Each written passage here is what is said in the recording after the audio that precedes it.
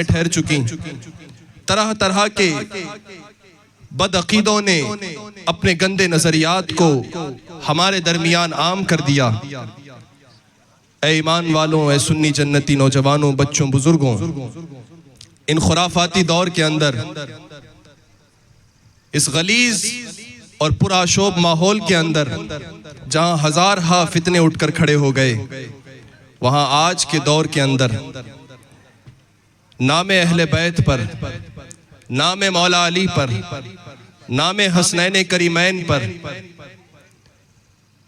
اہل سنت کو یہ کہا جا رہا ہے کہ ان کی زبانوں پر صرف صحابہ کا نام ہے، ان کی زبانوں پر صرف ان لوگوں کا نام ہے کہ جن کی محبت کوئی واجب نہیں کی گئی. بس ان لوگوں کو مان لو، تعظیم کرو، عظمت کو اپنا لو. لیکن جن کی مودت اور محبت کو سینے میں بسانے کا حکم دیا گیا، یہ ان کا ترانہ نہیں الاپتے، یہ ان کی مدح و ستائش نہیں کرتے. اے ایمان والوں، آج کے اس پرآشوب دور کے اندر تمہیں اور ہمیں اس بات کو حساس طریقے سے سمجھنے کی ضرورت ہے کہ نام مولا علی کی آڑ میں، نام سیدہ کائنات فاطمۃ الزہرا کی آڑ میں، فاطمۃ الزہرا کی آڑ میں اما عائشہ صدیقہ کی توہین کرنے والوں کے ساتھ تم اٹھتے بیٹھتے ہو. نام مولا علی کی آڑ میں صدیق اکبر، فاروق اعظم، عثمان غنی کی توہین کرنے والوں کے ساتھ تم اٹھتے بیٹھتے ہو. لیکن تمہیں معلوم ہی نہیں ہے کہ یہ تمہارا اٹھنا بیٹھنا اور بے ہوش ہو کر کے، مدہوش ہو کر کے، بغیر اس معاملے کو سمجھے ان کے ساتھ وقت گزارنا ہمارے اور آپ کے لیے دنیا و آخرت میں کس قدر ہلاکت کا کام اور ہلاکت کا وقت بن سکتا ہے.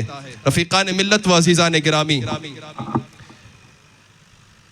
آج حضرت مولا کائنات رضی اللہ تبارک و تعالیٰ عنہ شیر خدا علی مرتضیٰ کے بارے میں کچھ لوگوں نے یہ شوشہ بھی چھوڑنا شروع کیا، اور اس نیت سے چھوڑنا شروع کیا ہے کہ یہ کہہ کر کہ ہم صدیق اکبر کا مقام کم کر سکتے ہیں.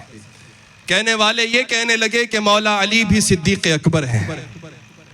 حضرت مولا کائنات رضی اللہ تبارک و تعالیٰ عنہ کے بارے میں اہل سنت کے درمیان کچھ سنیوں کو ان میلائیوں نے یہ کہہ کر کے ان کی عقیدت کو ٹھیس پہنچا کر ان کی سنیت کے اندر قدغن لگانے کی ناپاک سازشیں اور کوششیں کی ہیں، اور یہ کہا کہ علی تو گھر والے ہیں، علی تو وہ ہیں کہ جن کے بارے میں مصطفیٰ نے فرمایا انت اخی فی الدنیا والآخرہ، اور تم میرے وصی بھی ہو. سیدہ فاطمہ کو ان کے نکاح میں بھی دیا، اور خود چچا زاد بھائی بھی ہیں. اتنی قربتوں کا رشتہ ہونے کے باوجود تم اندر والے کو چھوڑ کر باہر والے کی باتیں کرتے ہو. اتنے نزدیک رشتے کو چھوڑ کر تم دور چلے جاتے ہو.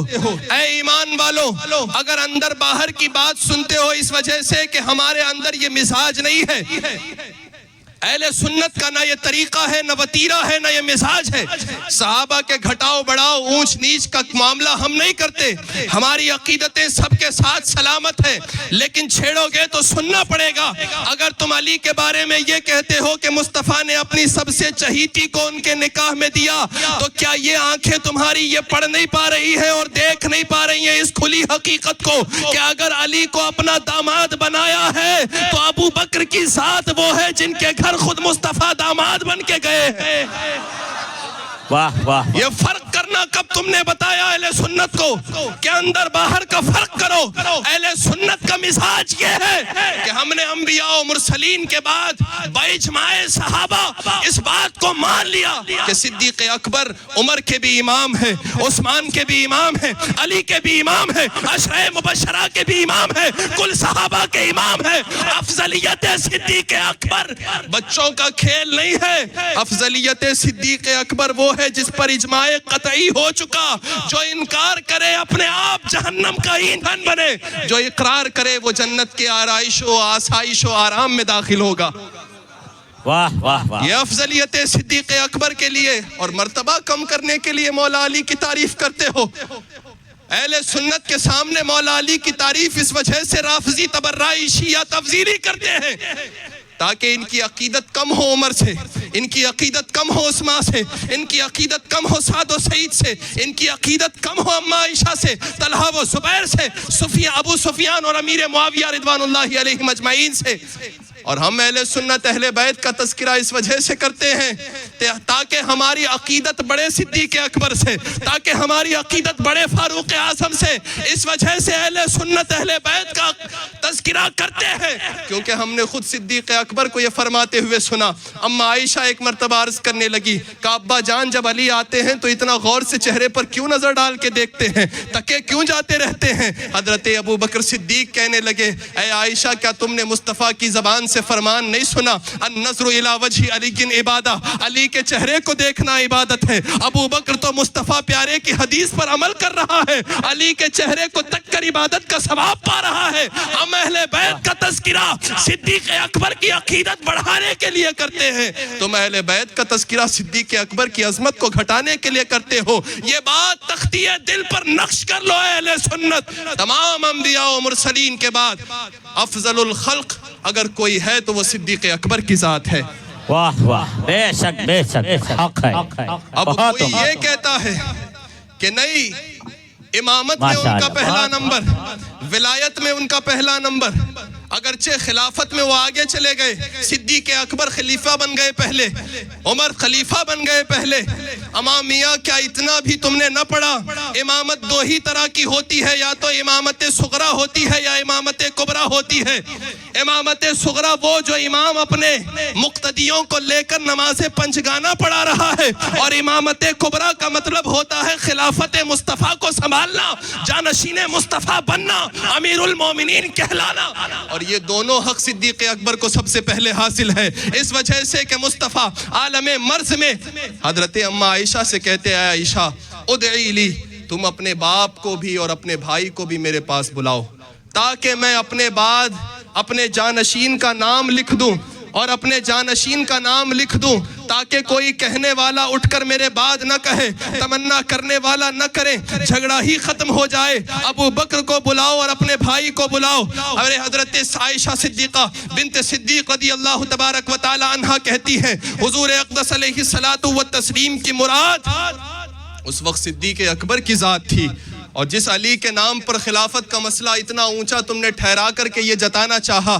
کہ نہیں یہ خلافت مولا علی کا حق تھا، میاں حضرت مولا علی کی تاریخ تو پڑھ لیتے، ان رافضیوں کے منہ پہ خود مولا علی کی روایات تماچا ہیں۔ مولا کائنات رضی اللہ تبارک و تعالی عنہ کے دور خلافت کے اندر لوگوں نے کہا کہ اے مولا کائنات، اے علی کے مرتضیٰ شیر خدا، اپنے ماں بعد اور اپنے بعد کی زندگی کے لیے ہمارے لیے کوئی اپنا جانشین اور خلیفہ متعین کر دے۔ مولا علی سے کہا اے علی اپنے بعد اپنا جانشین متعین کر دے۔ حضرت مولا علی نے کہا میں اپنا جانشین متعین نہیں کرتا، اس وجہ سے کہ جماعت صحابہ مجھ سمیت محمد الرسول اللہ کی بارگاہ اقدس میں حاضر ہوئی، عرض کی یا رسول اللہ اپنے بعد کے لیے ہمارا کوئی جانشین و خلیفہ منتخب فرما دے۔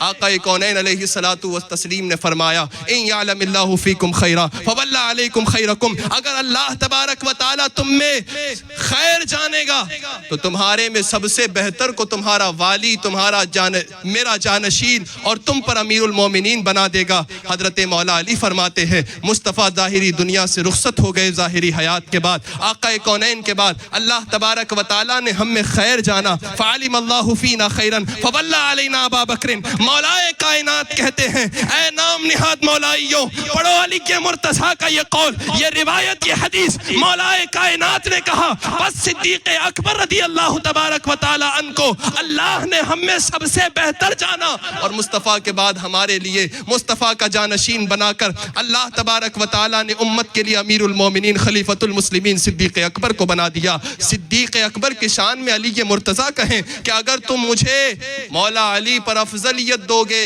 اونچا کہو گے تو 80 کوڑے ماروں گا، حد قذف لگے گی۔ اور علی مرتضیٰ کا ماننے والا کہتا ہے کہ نہیں صدیق اکبر بعد میں ہے، علی پہلے ہیں۔ یہ اونچ نیچ کرنے کا مزاج اہل سنت میں نہیں ہے، لیکن اگر تم غلط عقیدے بیان کرو گے، غلط روایتیں لا کر اہل سنت کے عقیدوں کو زک پہنچانے کی کوشش کرو گے تو یہ یاد رکھنا امام احمد رضا کے سچے جانشین، امام احمد رضا کے علم کے وارث، امام احمد رضا کی حق نیابت ادا کرنے کے لیے علماء ربانیین کا قافلہ اس دھرتی پر ابھی بھی موجود ہے جو اپنی سنیت کو بچانا بھی جانتا ہے اور باطل باطل کے قلعے کو کمزور کرنا بھی جانتا ہے، اس کی اینٹ سے اینٹ بچانا بھی جانتا ہے۔ حق ہمیشہ سر چڑھ کر بولتا ہے، الحق یعلو ولا یعلی علیہ، حق ہمیشہ اونچا ہوتا ہے۔ اہل سنت کی زبان اس وجہ سے تیز ہوتی ہے کہ ہم حق والی جماعتیں ہیں، اور جو جماعتیں بزدل ہیں، جو جماعتیں زور لگا کر نہیں بولتی، جن کے سینوں میں دمخم نہیں ہے، وہ اس وجہ سے ہے کہ وہ باطل پر ہیں، ان کے قدم غلط راستوں پہ قائم ہیں، اور جس کے قدم راہ راست پر قائم ہے وہ الحمدللہ اہل سنت و جماعت۔ کل بھی شاداں و فرحاں، آج بھی شاداں و فرحاں، تا صبح قیامت اہل سنت آباد رہے گی۔ اور الحمدللہ ایسے مشائخین کرام، ایسی مقدس ذاتیں جب تک ہمارے درمیان موجود ہیں، اور آج کی اس بابرکت محفل پاک کے دولہ حضور جانشین سرکار مسولی، صاحب سجادہ زیب سجادہ، سیدی آقائی حضور گلزار ملت دامہ ظلہ العالی، تمام تر اپنے پرتپاک جلوے کے ساتھ ہمارے درمیان ماشاءاللہ جلوہ فگن ہیں۔ اللہ تبارک و تعالی ایسی مقدس ہستیوں کا سایہ ہم اہل سنت پر دراز فرمائے، آمین آمین آمین۔ اور یہ جو ابھی تک ہم نے کیا ہے نا، یہ تقریر ہے۔ علماء تقریر کرتے ہیں، اور وہ لمبی چوڑی تقریریں جس کے اندر خوب دلائل براہین سے مبرہن گفتگو ہوتی ہے، مگر میں نے کہا کہ ہماری گفتگو اپنی جگہ، مگر خدا والوں کی چند لمحوں کی گفتگو اپنی جگہ۔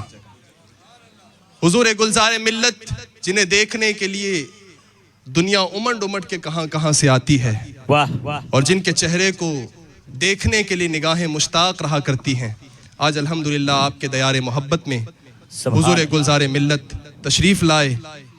آپ ان کے جتنے شکر گزار ہوں یہ کم ہے۔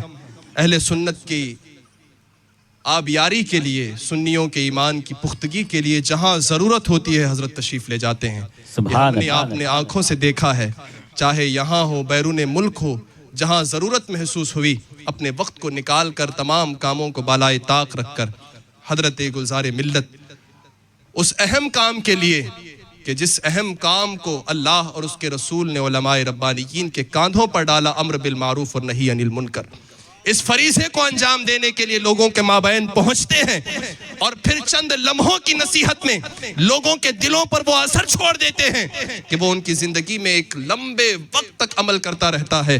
تو آج الحمدللہ انہی کی نصیحتیں بٹورنے اور انہی کی برکتیں ہمارے دامن میں لینے کے لیے ہم اور آپ اکٹھا اور یکجا ہوئے۔ اللہ تعالی ہم سب کو حضرت کے فیوز و برکات سے مالا مال فرمائے۔ تعزیز مشائخ اہل سنت کو اللہ تعالی ہمارے لیے خیر و برکت کا سامان بنا کے رکھے، اور ہماری زندگیوں میں ان کی برکتیں اللہ تبارک و تعالی عطا فرمائے۔ خوب کی سیر چمن پھول چنے شاد رہے، باغ باں جاتا ہوں میں گلشن تیرا آباد رہے، وما توفیقی الا باللہ، وآخر دعوانا